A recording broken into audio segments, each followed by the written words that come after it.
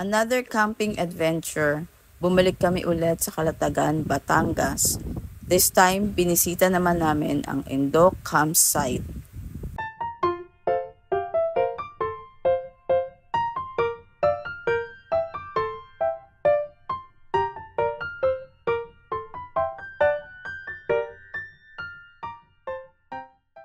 Bumiyahe kami mula Muntinlupa hanggang Calatagan for 3 hours.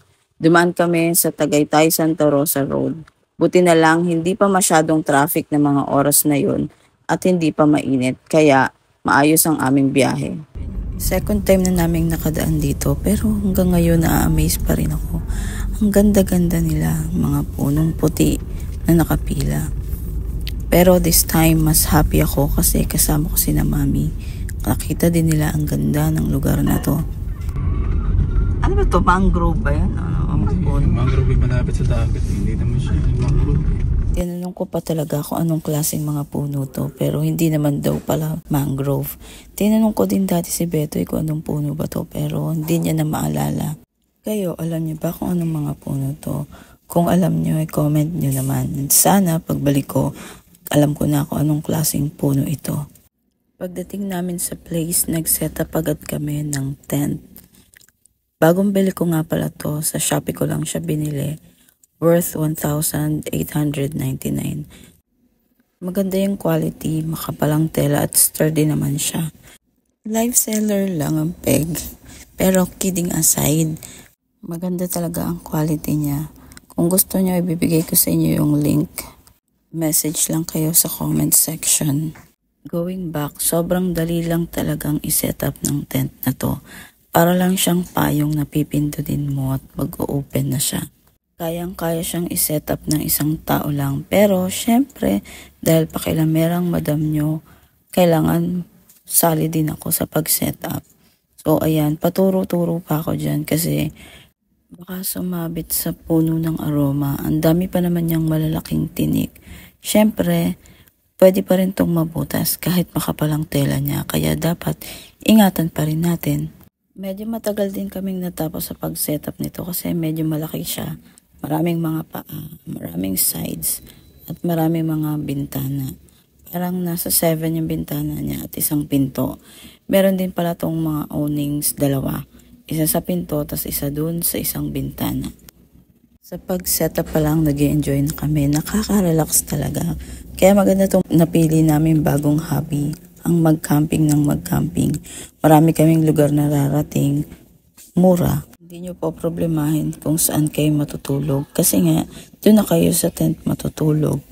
At kahit marami kayo, okay lang. Basta meron kayong tent. Kahit ang mga chikiting, pwedeng-pwede nyong isama. Tsak, mag-e-enjoy sila. Kasi nga, malawak ang kanilang playground. So, buong camping site, pwede nilang gawing playground. Yun, magiging nature lover din sila. Hanggang paglaki nila, madadala nila ang values na dapat maging maingat tayo sa ating kapaligiran at talagaan natin ang inang kalikasan.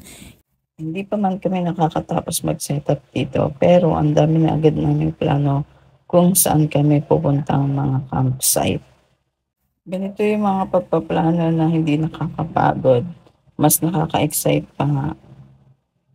May dalawang campsite kami na inaay. Una yung Yambo Lake sa San Pablo, Laguna.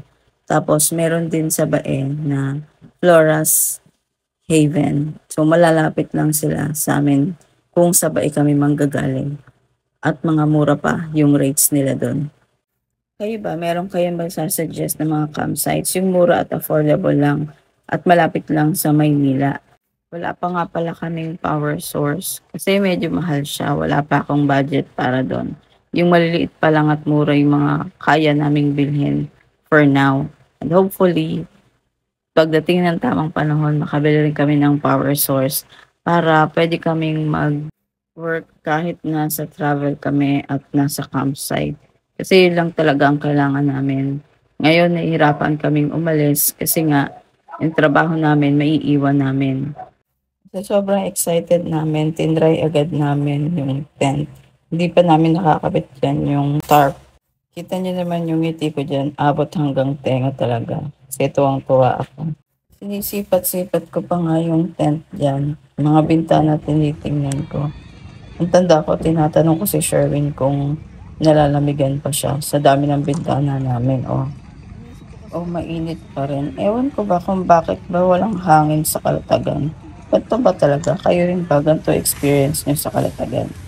Ayan nga, inaayos na ni Sherwin yung para bawas init din. Tsaka kung halimbawang umulan, hindi kami mababasa sa loob ng tent. So malaki nga pala yan nabili kong tarp. Kasyang-kasya kahit yung mga tables and chairs malililiman. Sabi ni Sherwin, habang nakakabit siya ng tarp, nag-enjoy talaga siya. Hindi niya nararamdaman na mainit. Mandar naman ang pagka-ozy ni Sherwin. Talagang tinitignan niya pa ulit kung ano ba yung mali na ginawa niya. Gusto niya talaga perfect yung itsura ng tarp namin. Kaya inaayos-ayos niya pa rin kahit maayos na. Yan, ito na yung kabuuang view nung matapos namin ilagay yung tarp. Diba? Sakop niya lahat. Tables and chairs at yung tent namin. Kaya tuwang-tuwa ako. Talagang lumayo pa ako para mag-videohan ng buo yung setup namin. Our tent. Yeah. Our tent is so big. My tent is so big. Pinagmamalaki pa nga ni Zia kay Miguel na malaki daw yung tent namin. Talagang ang ganda-ganda niya. Kahit si Zia na-appreciate niya yung ganda at laki ng tent namin. Nang masatisfy si Sherwin, umupo na siya at in-appreciate niya ang sarap at pagre-relax ng nagka-camping. Dito nga ang mag-ama natulog na sa loob ng tent namin kasi sobrang ginhawa niya at malamig na talaga. Hindi katulad ng una naming tent na nakadesign para sa malalamig na lugar. So, kung nagustuhan niyo tong video namin, please subscribe, like, and share. And hopefully makasama namin kayo sa susunod naming mga travel and camping. Thank you for watching. Goodbye!